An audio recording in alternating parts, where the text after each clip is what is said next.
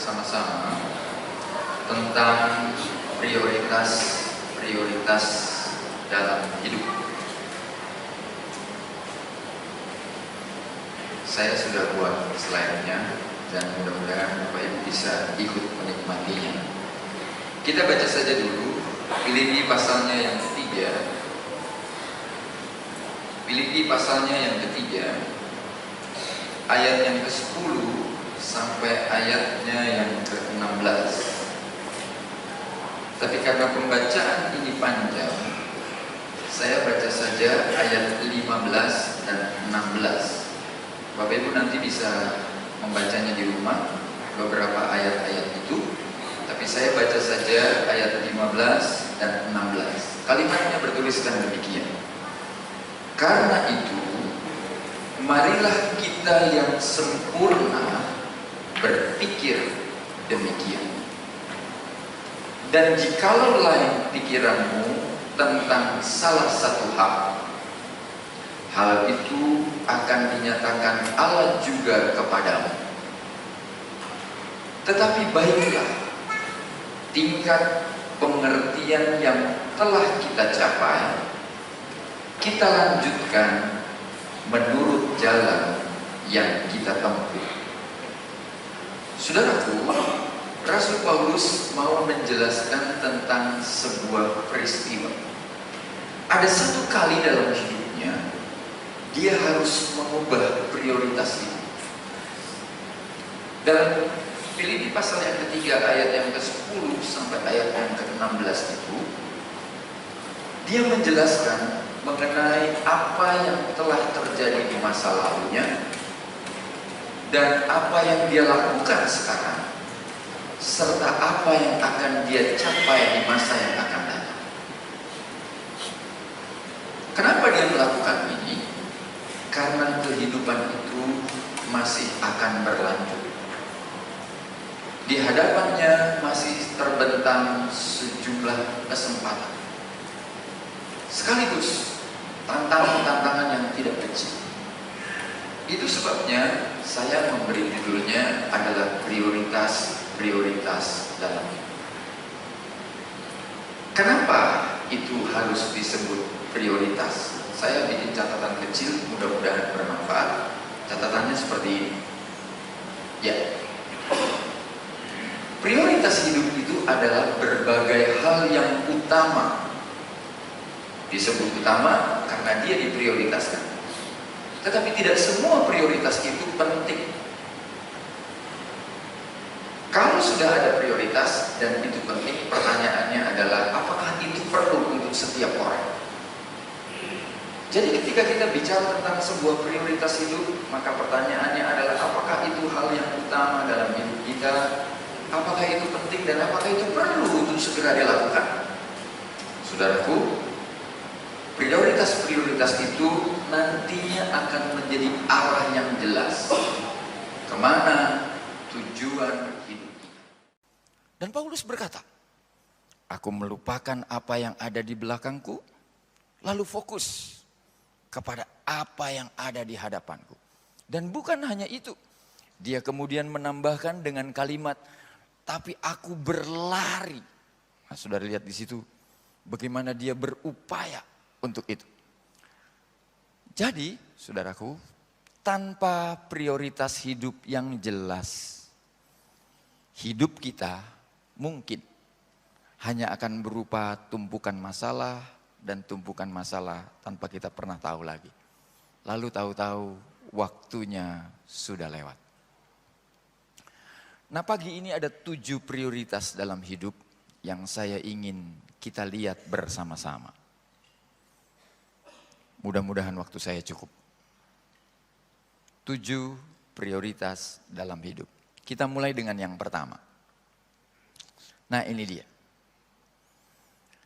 Kalau kita membaca dalam Yakobus pasalnya yang keempat, ayat yang ke-13 dan 14, kalimatnya berkata seperti ini. Jadi sekarang, hai kamu yang berkata, hari ini atau besok kami akan berangkat ke kota Anu, Dan di sana kami tinggal setahun dan berdagang serta mendapat untung. Sedang kamu tidak tahu apa yang akan terjadi esok. Apakah arti hidupmu?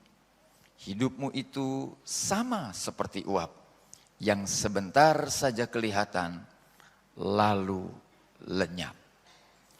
Saudara, mengapa hidup kita itu adalah sesuatu yang sangat penting? Karena kalau saudara nggak hidup, saudara nggak ada di sini. Saya juga tidak bisa melayan.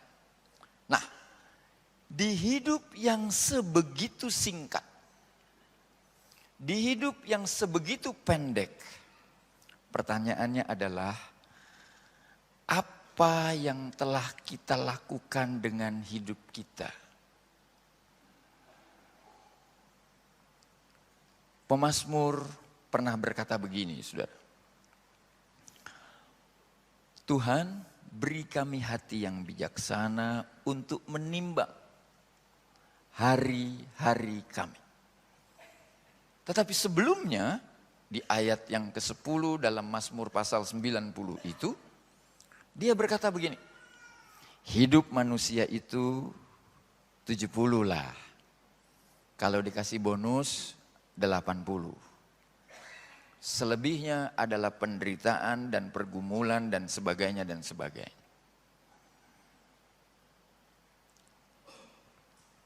Saya tidak tahu bagaimana kita akan menghitung.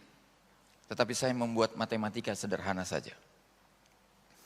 Kalau kita ambil patokan terjauh 80 misalnya.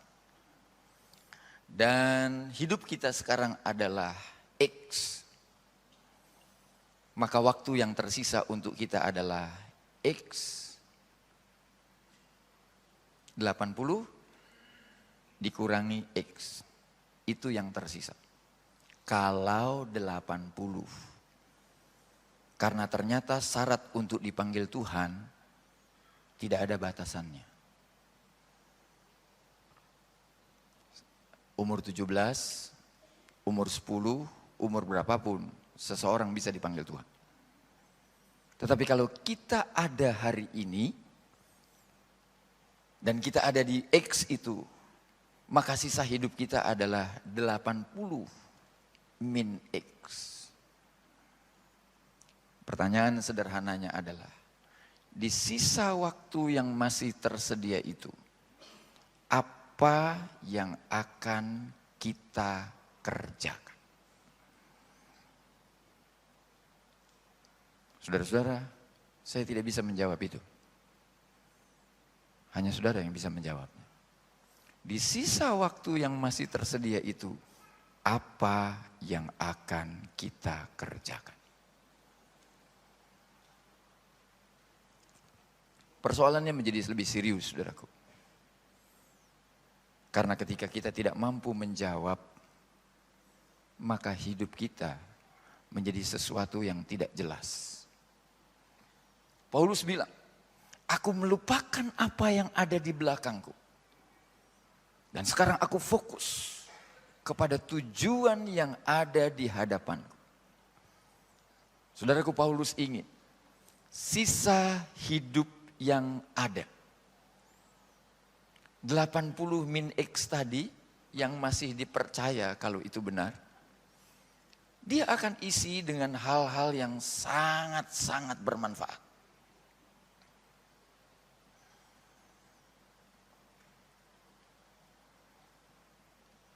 Tahun ini,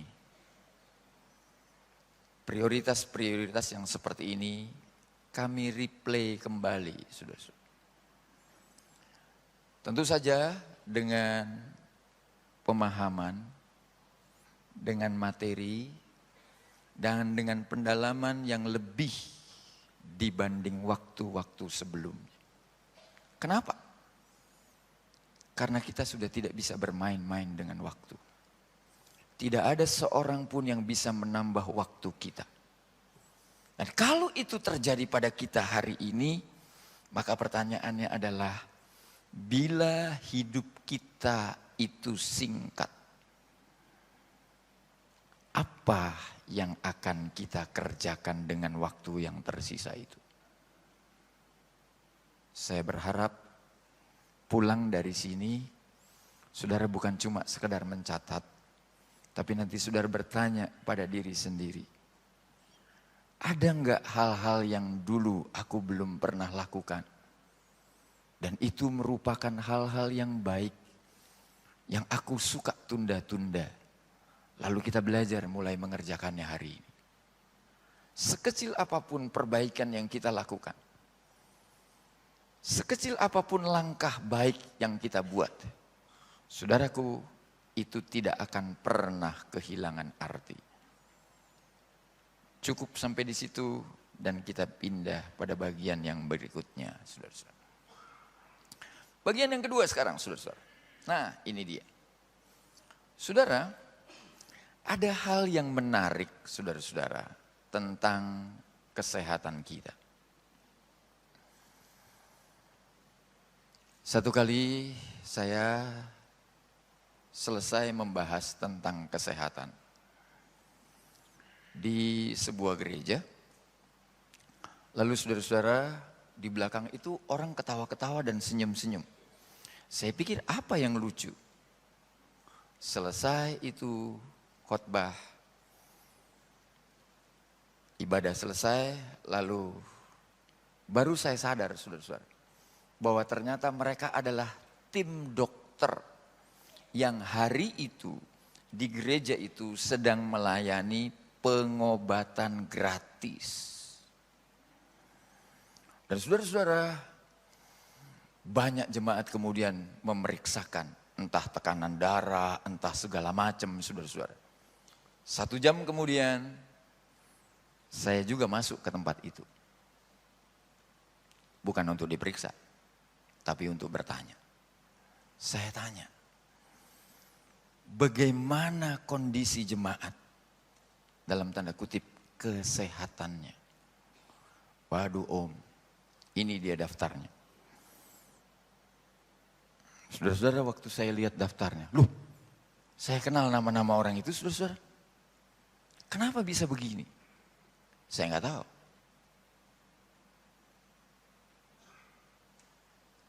Tim dokter juga heran, saudaraku. Mengapa ada banyak anak-anak Tuhan yang yang tidak memperhatikan kesehatannya. Tapi saudara jangan kaget, kalau saya kurus begini, ini sudah dari sononya, saudara-saudara ya. Sama sekali saya nggak ngambil untung.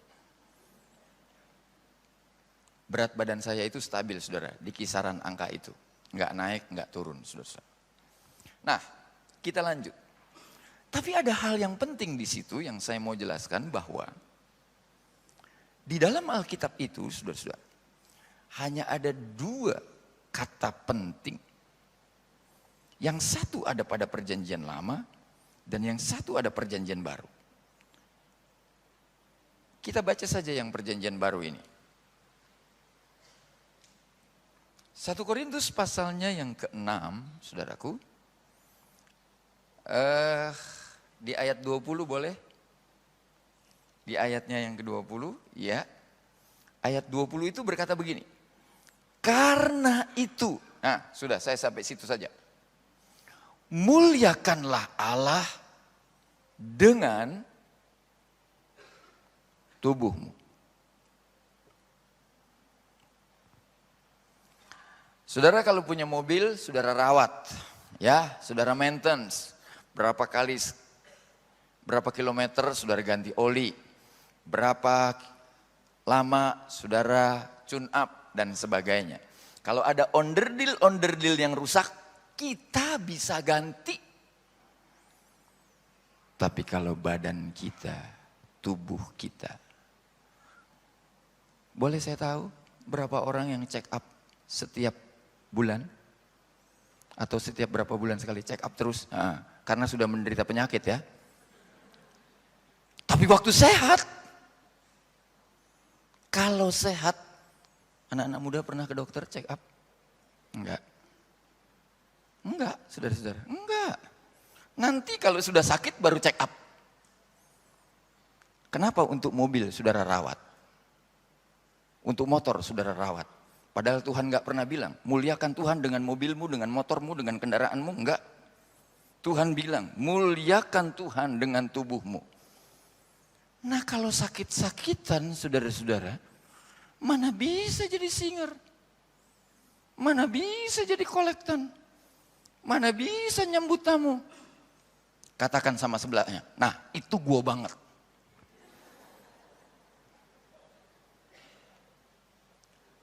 Simple, saudara.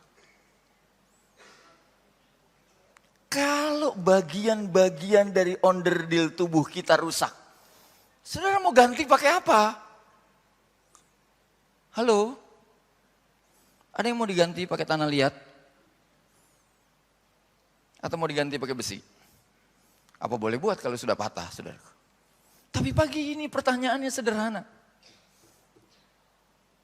Kalau saudara sudah urus hidup saudara, maka hal yang kedua sekarang, urus kesehatan.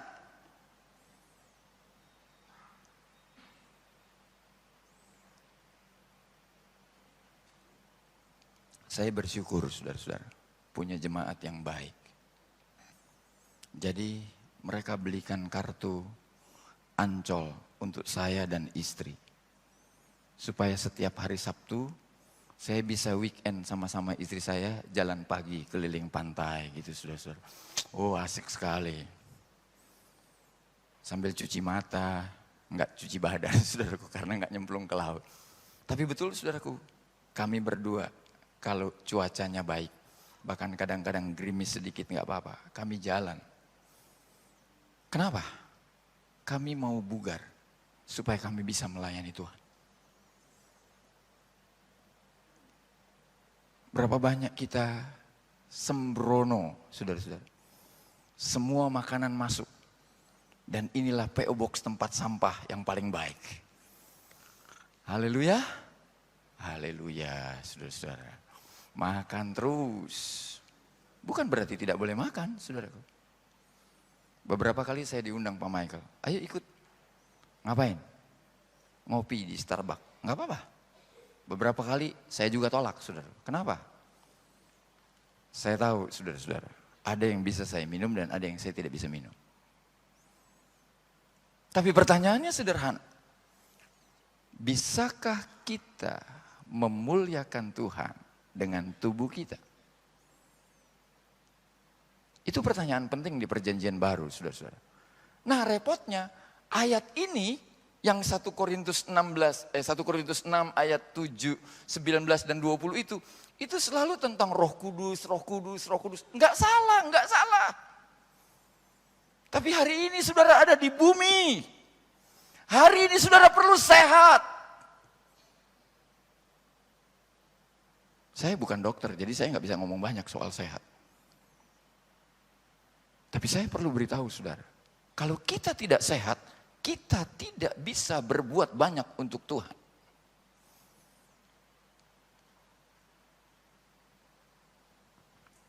Kalimatnya sederhana, saudaraku. Muliakanlah Tuhan dengan tubuhmu. Jangan nanti sudah di ICU, baru saudara pesan sama istri. Ingat ya, ingat. Atau nanti saudara kena penyakit apa, baru ingat jaga makan, olahraga, dan seterusnya dan seterusnya.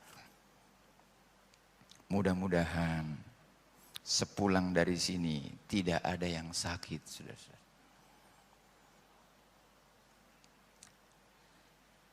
Tapi pertanyaan sederhana ini, saudara-saudara, saya mau saudara berpikir cerdas hari ini. Seluruh aset yang saudara punya, seluruh fasilitas yang saudara punya, itu tidak akan bisa dinikmati kalau saudara sakit.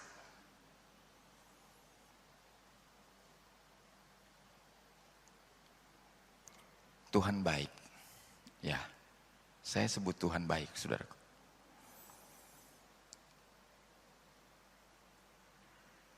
Tanggal 1 Januari saya dikasih bonus. Istri saya masuk rumah sakit, saudara-saudara.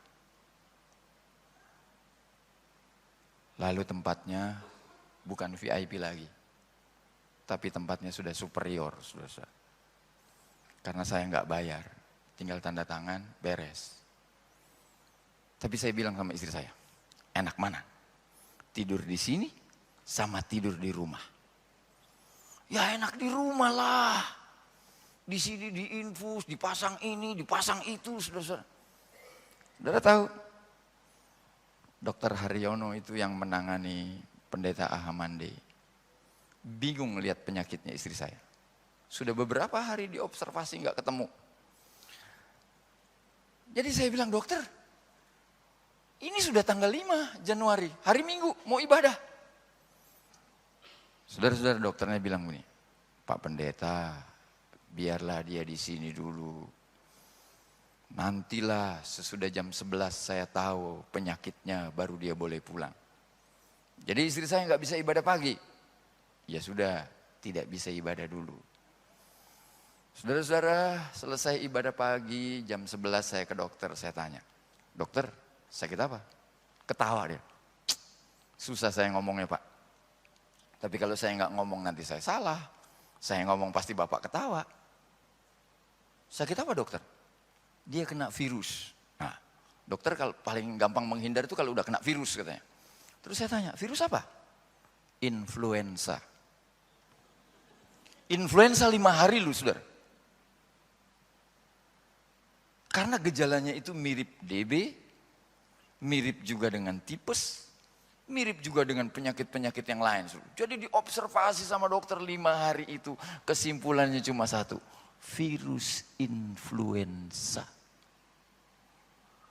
Lalu saya tanya dokter, kenapa bisa begini? Masa cari influenza aja susahnya minta ampun?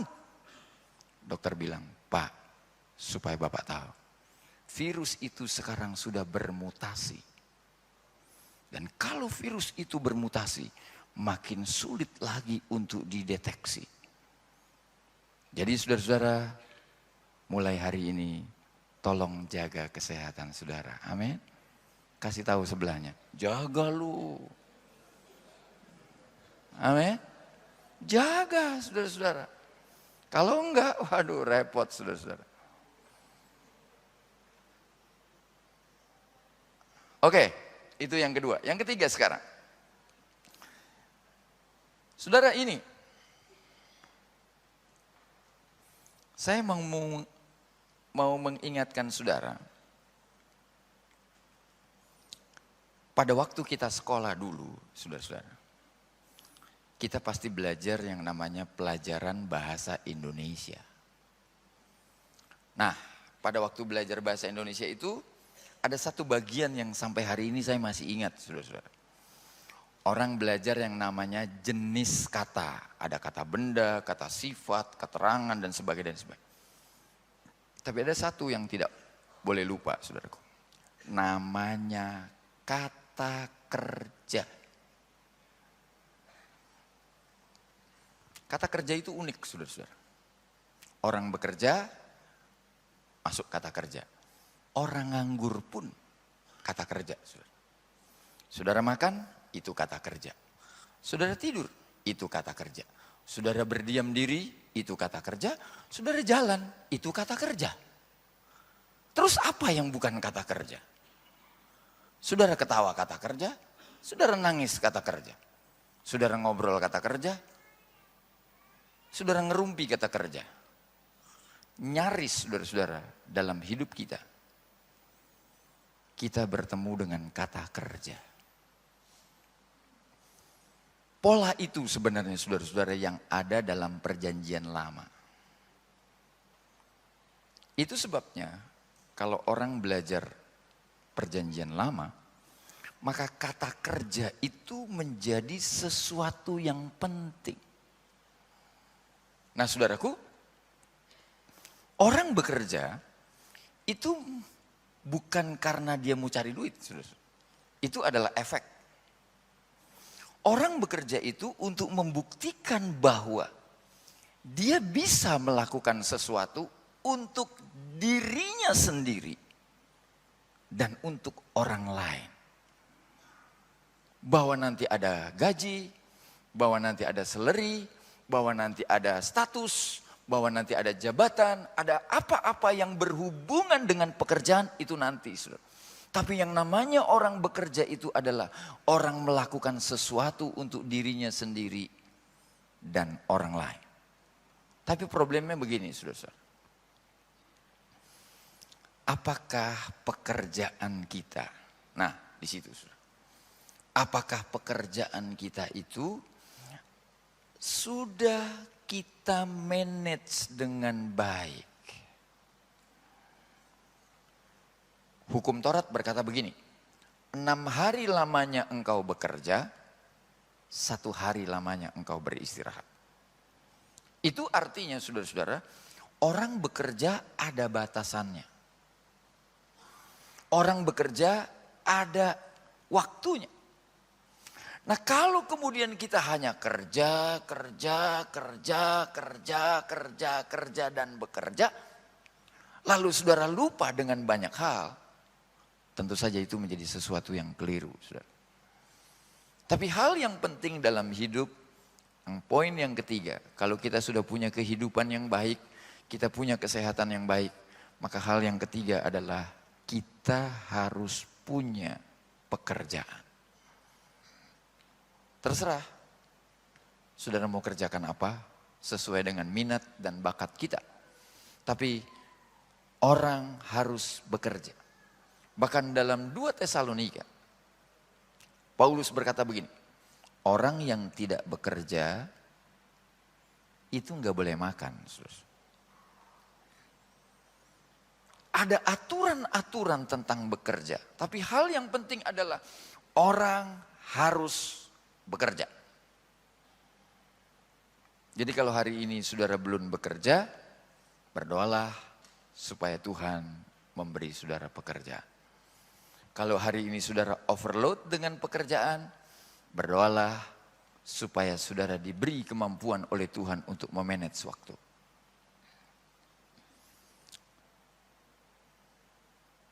Yang keempat sekarang. Saya cepat saja saudaraku karena poinnya banyak. Nah ini, saya beri catatan dulu untuk bagian ini. Saudara-saudara yang punya karunia membujang, tolong bagian ini nggak usah dicatat. Ya, saudara-saudara yang punya karunia membujang, maksudnya hidup sendiri begitu, bagian ini jangan dicatat. Jadi kalau Bapak Ibu punya anak-anak yang karunianya membujang, tolong bagian ini nggak usah dicatat. Ya, bagian ini nggak usah dicatat. Ini khusus yang mau berkeluarga. Orang punya hidup yang baik, bagus, saudaraku. Punya kesehatan yang baik juga bagus, punya pekerjaan yang baik juga bagus. Tapi orang harus punya yang keempat. Namanya keluarga, saudara. Nah, tahukah saudara bahwa muara dari kehidupan seseorang itu dari keluarga. Suka atau tidak suka, saya punya keluarga besar. Ada papi saya, ada mami saya. Nanti dari keluarga mami saya lain, keluarga dari papi saya lain. Itu keluarga besar, saudara. Itu mau menjelaskan kepada kita bahwa kita ini lahir dari sebuah keluarga. Kecuali Adam dan Hawa, tidak. Tapi setelah itu semuanya lahir dari keluarga. Nah, ada satu bagian di dalam Alkitab, saudaraku, di mana Tuhan berkata sesuatu yang tidak baik, sesuatu yang tidak boleh terjadi. Kita baca Kejadian pasalnya yang kedua. Saudara, Kejadian pasalnya yang kedua. Sudah? Kejadian pasalnya yang kedua, ayatnya yang ke-18. Kalimatnya berkata begini, saudaraku. Tuhan Allah berfirman, tidak baik kalau manusia itu seorang diri saja. Aku akan menjadikan penolong baginya yang sepadan dengan dia. Saudara-saudara, inilah tempat, inilah ayat Di mana Tuhan berkata ada sesuatu yang tidak baik dalam diri manusia. Dan sesuatu yang tidak baik dalam diri manusia itu adalah ketika dia seorang diri. Problemnya sekarang begini, saudara-saudara. Ya, banyak orang tua yang sekarang itu dalam tanda kutip agak sedikit mengeluh. Saya ngalami, saudara-saudara, karena banyak orang-orang tua dalam jemaat itu lapor ke saya. Sambil bilang begini, bagaimana om? Dia nggak mau merit-merit katanya. Lebih enak sendiri. Semuanya sendiri, apa sendiri. Saya bilang aja. Punya karunia membujang nggak? Enggak katanya. Tapi mau sendiri, ya sudah. Jadi saya juga bingung jawabannya apa, saudara. Saya bilang begini, berdoa saja dulu, nanti kalau saya sudah ketemu jawabannya, kita ngobrol lagi. Sore harinya saya ketemu istri saya. Lalu saya cerita, istri saya bilang begini, saya juga tidak bisa jawab, tapi mudah-mudahan cerita ini bisa menginspirasi. Istri saya cuma tanya begini, kamu kenal ibu ini? Saya bilang, ya. Jadi itu adalah guru agama di sekolah Kristen, saudara-saudara, teman atau rekan kerja istri saya. Wanita, pinter, saudara-saudara, sarjana teologi, lulusan dari STT Jakarta, proklamasi. IP-nya lumayan, wajahnya juga nggak jelek-jelek banget, saudaraku. Tapi jodohnya susah minta ampun. Tiap kali ketemu cowok, jalan seminggu putus. Sementara mamanya di kampung, saudara-saudara, nelpon terus. Mana? Belum. Mana? Belum. Jadi anak gadis ini rupanya jengkel dengan mamanya. Jadi satu kali dia bilang begini, Mak, jangan telepon saya lagi ya. Nanti mama saja yang saya telepon kalau saya sudah dapat. Daripada mama telepon saya terus, mending mama berdoa buat saya. Waduh, mamanya terpukul, saudara-saudara. Mamanya bilang, aku sudah berdoa, tapi mama kurang berdoa sungguh-sungguh. Waduh, jadi mamanya yang dapat beban, saudara. Satu kali, saudaraku, mamanya yang ada di Sumatera itu mempersiapkan diri baik-baik. Jadi jam 5 pagi dia sudah ada di gereja, saudara. Tidak biasa-biasanya ibu itu jam 5 pagi ada di gereja. Hari itu dia ibadah di gereja jam 5 pagi, jam doa. Saya tidak tahu kenapa settingnya jadi begini, saudara-saudara. Tiba-tiba jam 5 pagi yang sama, datanglah seorang ibu yang dari Jakarta, duduk di sampingnya, dan mereka berlutut, lalu doa sama-sama. Saudara. Jadi berjejer begitu, 2 ibu di situ, 1 ibu gembala di ujung sana. Ibu yang anak gadisnya di Jakarta itu berdoa dengan sungguh-sungguh sambil berkata, Tuhan, kasihanilah si Butet. Sudah pandai dia ini, sudah mahal-mahal ku sekolahkan dia. Kenapa tidak kau kasih jodoh? Ibu gembala itu konsentrasinya hilang, saudara-saudara. Karena tidak biasanya ibu ini datang, lalu tiba-tiba doa pagi datang, dan doanya minta jodoh anaknya. Jadi ibu gembalanya itu dengar, saudaraku. Oh, begitu. Ibu gembala itu juga dengar lagi. Karena ibu yang di sebelahnya itu, jemaat yang tidak dikenal. Tiba-tiba datang jam 5 pagi, ikut doa, di kampung itu paling gampang mendeteksi orang, saudara-saudara. Jadi ikut berdoa. Dia dengar juga, Tuhan, jengkellah saya di Jakarta terus. Jadi aku pulang kampung sekarang. Aku cuma mau minta satu. Ku dengar kalau doa di GPDI itu didengar Tuhan. Jadi aku doa di sini. Kau dengar Tuhan. Kasihlah Ucok jodoh. Saudara-saudara, ibu gembala itu mau dibilang geli, tapi lagi suasana doa. Tidak geli, tapi itu kenyataan. Satu minta si Butet dikasih jodoh, yang satu minta si Ucok dikasih jodoh. Ibu gembala berdoa begini, Tuhan terima kasih karena mereka akan jadi calon besan. Amin. Begitu saudara-saudara. Begitu selesai doa, ibu gembala yang tadi sudah berdoa begitu, dia bilang begini, Ibu bagaimana kabar? Sudah selesai ngomong, akhirnya, sudahlah daripada susah-susah kau kasih jodoh. Kau tukar telepon aja sama anakmu ya. Jadi ibu yang doa pagi jam 5 itu saudaraku tukar nomor telepon. Sambil bilang, ini nomor teleponnya si Butet. Ini nomor teleponnya si Ucok. Tapi yang ibu punya anak Butet itu bilang begini, tak mungkinlah Butet telepon dulu. Ucok lah yang telepon dulu. Tapi ibunya si Ucok bilang, tak mungkin juga Ucok telepon dulu. Nggak kenal dia. Kaulah telepon dulu anakmu, kau kasih tahu. Nanti kalau ada yang telepon kau jawab. Oh ya. Jadi pagi-pagi itu jam 6 selesai doa, sudah telepon anak. Butet, kalau ada nomor telepon yang begini, kau jawab, iya ya. Siapa dia mak? Sudah, itu pangeranmu. Saudara-saudara, si Butet nunggu. 1 hari lewat tanpa telepon berbunyi. 2 hari lewat, tidak ada tanda-tanda.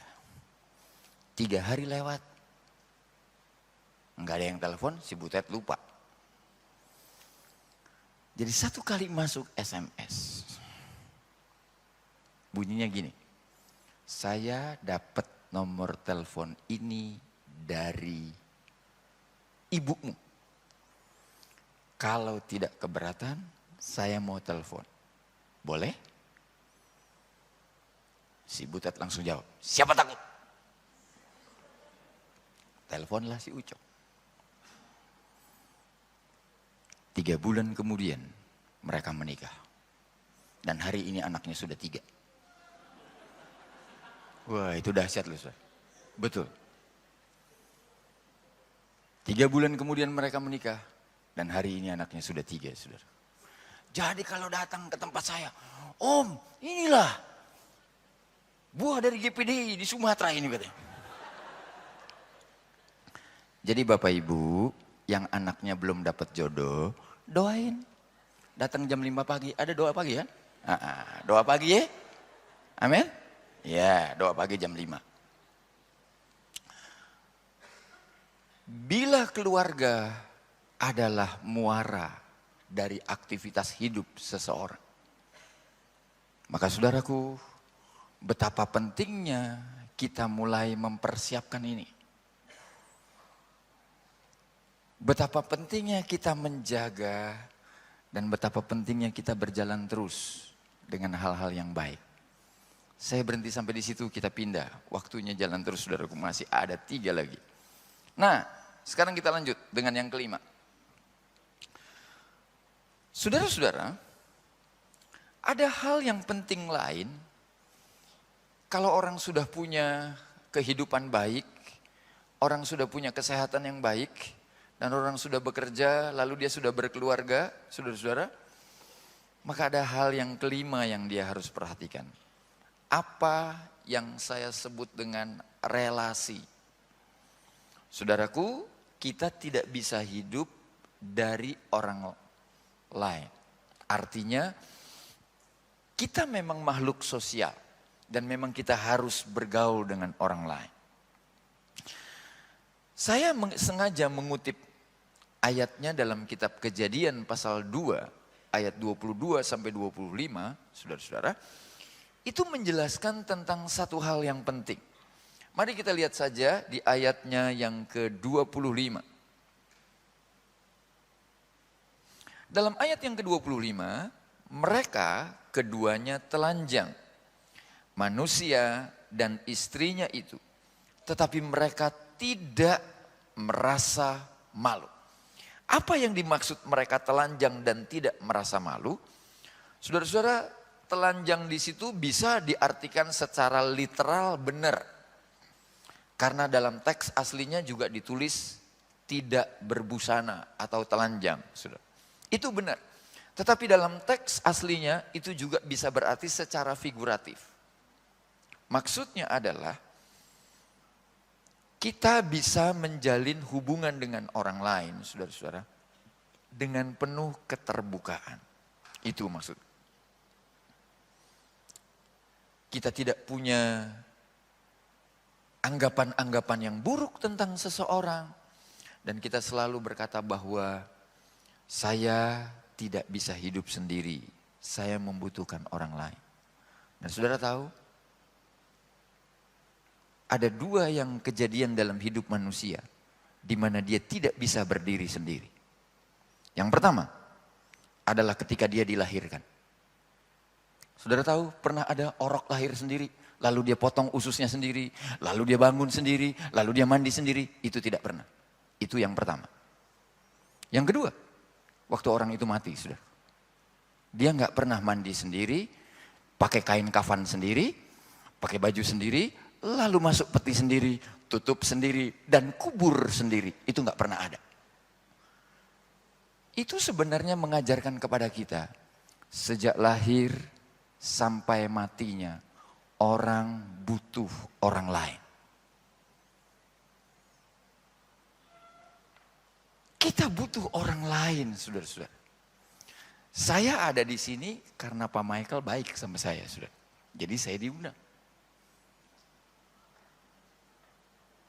Pak Michael waktu itu ada di tempat saya karena saya undang beliau, saudara.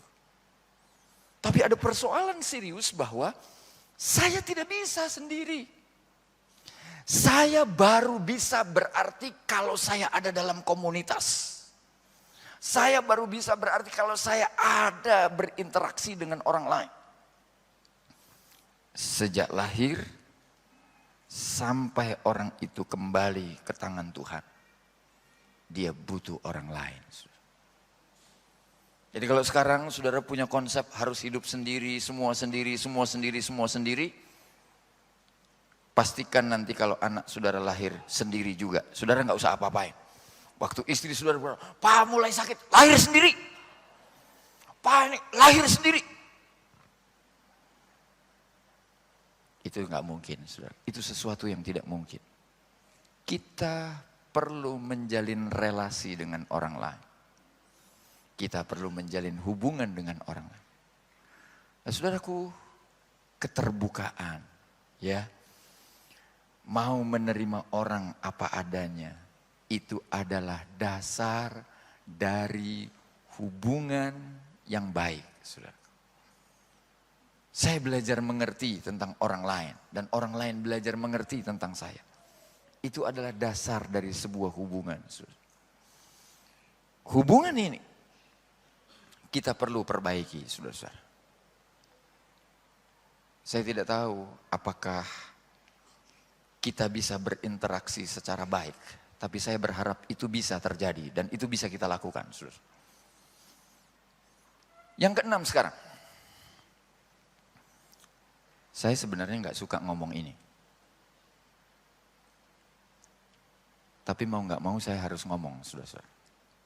Karena jujur, kita tidak bisa hidup tanpa ini. Betul?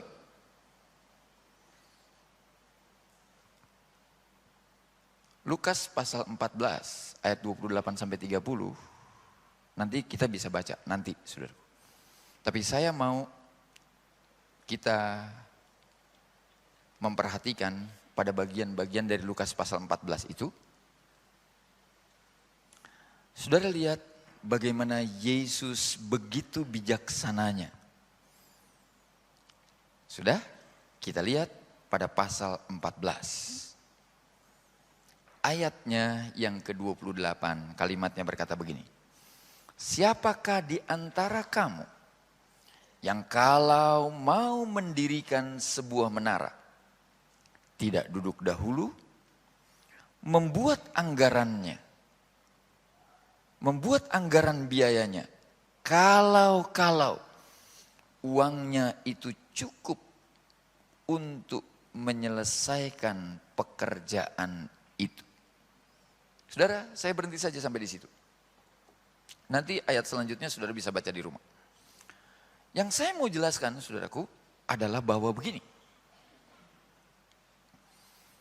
Suka atau tidak suka, mau atau tidak mau, saudara-saudara, kita harus membuat perencanaan keuangan.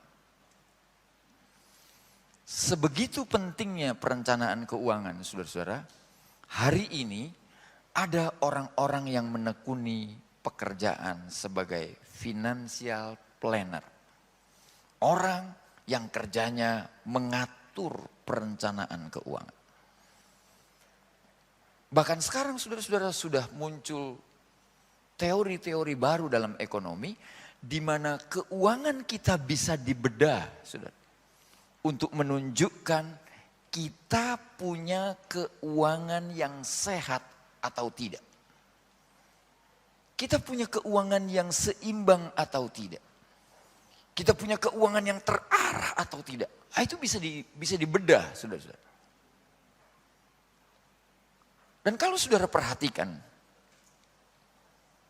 saya kebetulan Tuhan kasih kesempatan kuliah di Fakultas Ekonomi sebelum saya menyelesaikan teologi saya, saudara.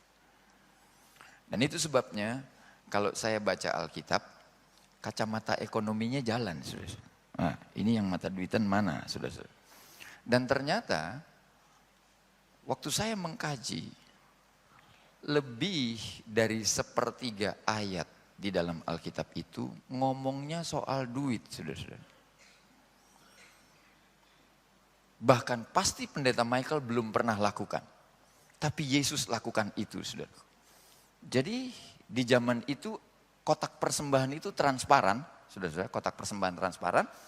Lalu Yesus berdiri di sampingnya dan orang membawa persembahan. Jadi satu kali persembahan itu bunyi, pelontang, begitu, saudara-saudara. Saudara tahu itu koin maksudnya. Nah, kalau itu dilakukan pendeta Michael hari ini, saya nggak tahu saudara mau sebut beliau apa. Tapi Yesus lakukan itu. Sampai akhirnya Yesus bilang, persembahan janda ini jauh lebih besar daripada yang diberikan oleh semua orang. Logikanya, dari mana Yesus tahu ukuran besar atau kecil? Jawabannya gampang, karena transparan dan yang jatuh itu koin, saudara-saudara. Saya juga belum pernah lakukan, saudaraku. Persembahan ya udah persembahan aja, tapi saya nggak berdiri di samping peti, enggak. Tapi kalau Yesus lakukan itu tandanya Yesus perhatian, saudara-saudara. Nah, ada hal yang saya ingin kita memperhatikan sebentar saja, saudaraku. Saya tidak mau bicara banyak, meski saya bisa bicara banyak, tapi waktu saya tidak cukup.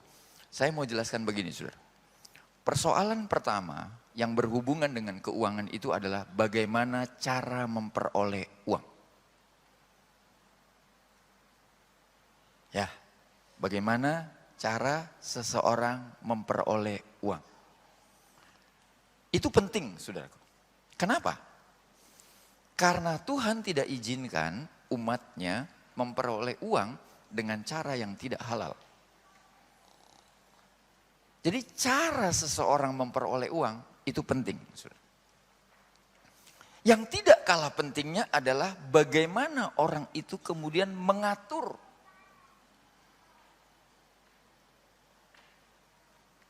Jadi kalau sudah bisa memperoleh, harusnya bisa mengatur. Kalau sudah bisa mengatur, maka dia harus sampai pada yang ketiga. Dia bisa menggunakan. Apa yang disebut sehat, apa yang disebut seimbang, dan apa yang disebut terarah itu begini, saudara. Keuangan yang sehat itu artinya tidak lebih besar pasak daripada tiang. Teori ekonominya berkata begini, saudara-saudara. Ya, teori ekonominya berkata begini. Kalau saudara punya penghasilan 100%, maka yang 50% itulah yang saudara boleh lakukan, boleh gunakan. Itu teori ekonomi. Tapi teori Alkitabnya enggak gitu. Teori Alkitabnya adalah kalau sudah dapat 100%, maka cepat-cepat potong dulu 10%. Saudara. Karena kalau enggak bisa lupa. Katakan sama sebelahnya, saya suka lupa loh. Beneran. Ya. Jadi potong dulu 10%. Tinggal 90. Nah 90 itulah yang saudara bisa kelola. Selama saudara tidak memberi yang 10%, selama itu pula saudara belum boleh kelola. Kenapa? Karena ada uang Tuhan di situ. Bisa kecampur-campur nanti. Jadi uang Tuhan mesti dipisahkan dulu. Amin? Ih susah ya amin ya. Amin? Nah, pisahkan dulu 10%. Lalu yang 90 baru dikelola. Disitulah baru teori ekonomi laku, saudara-saudara. Anda ambil 50% dan itulah biaya hidup Anda. Itu baru disebut keuangan yang sehat. Kenapa? Karena kita masih punya 40% yang disebut dengan sisa. Nah, itu baru sisa, saudara. Jadi kalau penghasilan kita paksakan habis hari itu namanya tidak sehat, saudara. Jadi keuangan yang sehat adalah tidak besar pasak daripada tiang. Terus apa yang dimaksud dengan seimbang? Nah ini dia saudara-saudara. Seimbang itu maksudnya begini saudaraku. Yang 50% tadi itu boleh saudara habiskan sebulan. Kalau saudara gajiannya bulanan. Kalau saudara gajiannya mingguan ya seminggu habis. Kalau saudara gajiannya tahunan ya buat setahun. Habis. Tapi yang 40 itu tidak, saudara. Yang 40 itu saudara keep. Nah, itu baru namanya seimbang. Jadi ada untuk kebutuhan hari ini dan ada untuk kebutuhan besok. Terus, dari yang 40 itu, disitulah saudara baru mengarahkan. Biasanya orang membagi, teori ekonominya gitu saudara, membagi dalam 3 tahap. Orang akan melakukan investasi untuk jangka panjang, itu lebih dari 5 tahun. Terserah jumlahnya berapa, pokoknya diambil dari yang 40 itu. Lalu ada juga investasi untuk jangka menengah, saudara-saudara, itu untuk berjaga-jaga, itu biasanya di bawah 5 tahun. Tapi nanti ada uang yang anytime saudara bisa pakai untuk dana cadangan atau emergency cash. Nah, itu anytime saudara bisa taruh di situ. Jadi yang 40 itu terarah. Bisa untuk kebutuhan mendadak, bisa untuk kebutuhan menengah, dan bisa untuk kebutuhan jangka panjang. Itu baru disebut keuangan yang terarah. Nah Yesus mau saudaraku, kita bukan cuma pandai memperoleh, kita bukan cuma pandai mengatur, tapi kita juga pandai dalam menggunakan. Nah kalau kita bisa atur ini baik-baik saudara-saudara, rasanya jarang anak Tuhan bisa kena kesulitan masalah keuangan. Saudara. Tapi karena kita tidak berhati-hati, katakanlah begitu saudara. Bukan tidak pandai, banyak anak Tuhan pandai-pandai saudara. Tapi seringnya tidak hati-hati, maka keuangan itu seolah-olah menjadi sesuatu yang sulit.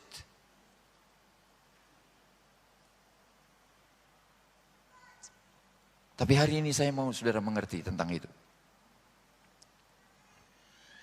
Keuangan harusnya masuk dalam prioritas. Saudara.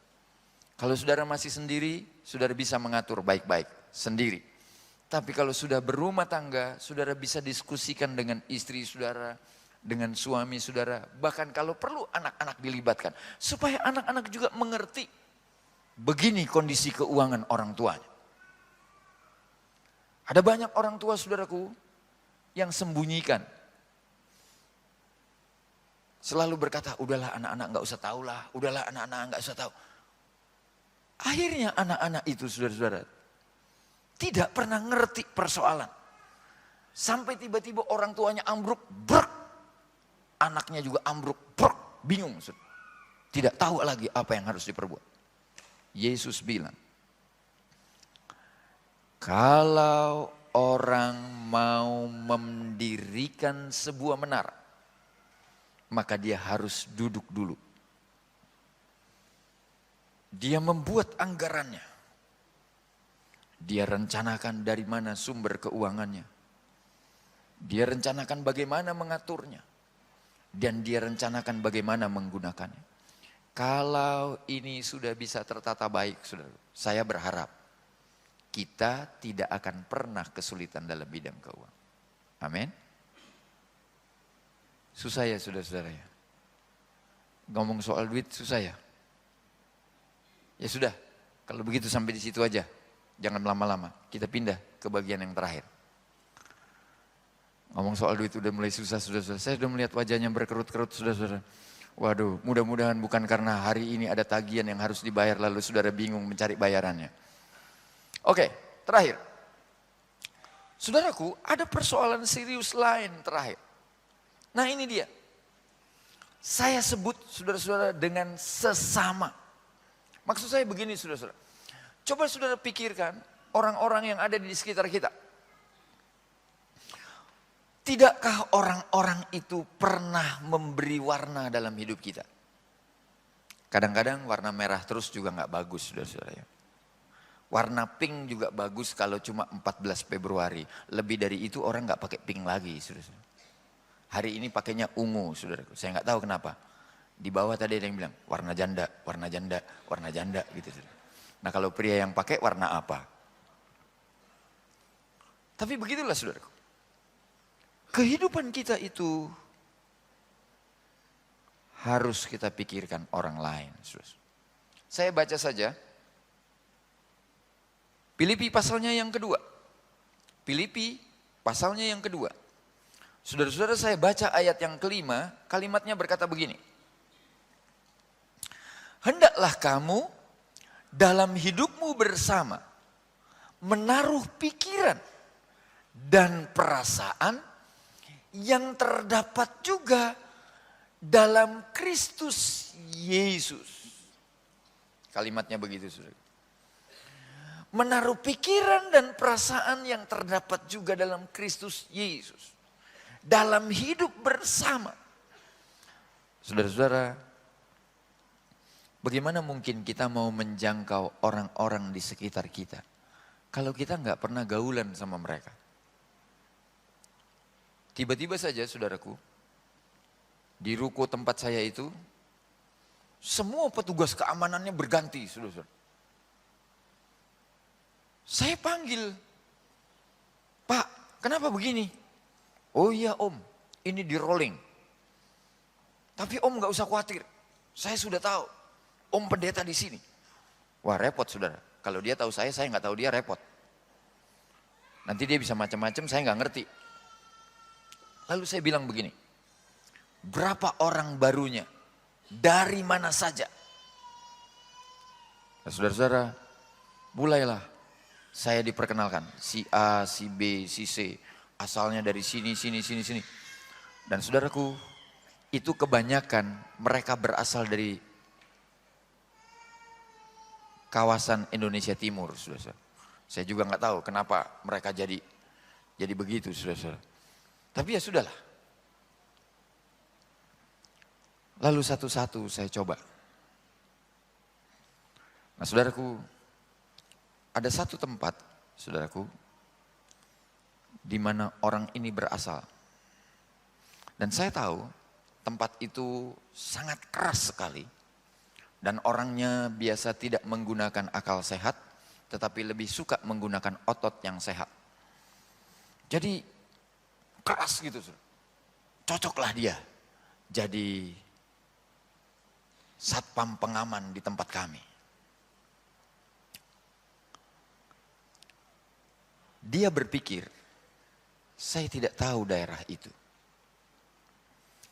Jadi saya bilang, Pak, Bapak tahu nggak kalau di daerah itu ada satu tempat yang namanya ini? Baru dia kaget, saudara. Oh iya Pak, kok Bapak tahu? Kakak saya ada di situ Pak.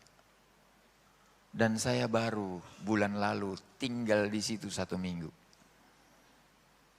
Dia mulai berpikir, saudara-saudara, waduh, kalau kakaknya di situ, berarti nggak sembarangan. Sejak itu, saudara-saudara, itu satpamnya beda sama saya. Saya nggak tahu kenapa. Saya cuma cerita begitu. Itu cuma kakak sepupu, saudara-saudara. Dan memang dia tugas di situ. Saya cuma bilang itu aja. Bulan lalu saya dari situ dan saya tinggal di situ 1 minggu. Siapa? Itu kakak saya. Sudah selesai ceritanya. Heran. Dia berubah dengan saya. Wow, tadinya pasang wajah garang. Dia pikir, ini pendetanya kurus begini kan. Tapi waktu saya menceritakan bahwa saya punya kakak sepupu di situ, dia mulai berubah, saudara. Akhirnya kami jadi berteman baik, saudara. Kami jadi berteman baik. Orang-orang yang ada di sekitar kita, saudara, itu perlu kita jangkau. Tapi bagaimana kita bisa menjangkau mereka kalau kita nggak ngerti dan nggak paham mereka? Ada 7 prioritas dalam hidup yang kita harus perhatikan. Saya sudahi saja, saudara. Yang pertama adalah tentang hidup. Hidup kita singkat, tolong gunakan sebaik-baiknya. 2, tentang kesehatan. Saudara-saudara, kita tidak pernah bisa menukar uang kita dengan kesehatan kita. Tolong jaga baik-baik. Yang ketiga, kita harus kerja, saudaraku. Karena itu eksistensi kita ada di situ. Dan yang keempat, tolong pikirkan tentang keluarga. Mereka yang masih jomblo, saudara perlu didoakan. Bahkan kalau perlu ada kebaktian khusus para jomblo lalu ditumpangi tangan, saudaraku. Yang kelima sekarang, tolong perhatikan hubungan. Ya, ada relasi yang perlu dijaga. Dan yang keenam, ini sumber bencana, saudara-saudara. Kalau kita tidak hati-hati akan sangat berbahaya. Keuangan kita, cara mendapatkan, cara mengatur, dan cara menggunakan. Sehat, seimbang, terarah. Dan yang terakhir adalah orang-orang yang ada di sekitar kita. Mereka butuh perhatian kita. Sama-sama kita berdiri, kita mau menyanyi sebuah pujian.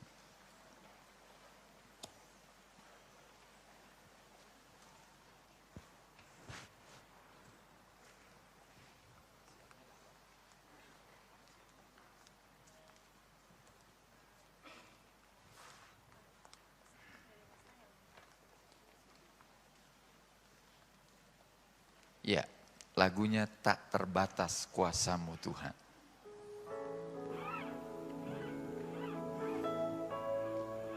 Terima kasih ya Tuhan.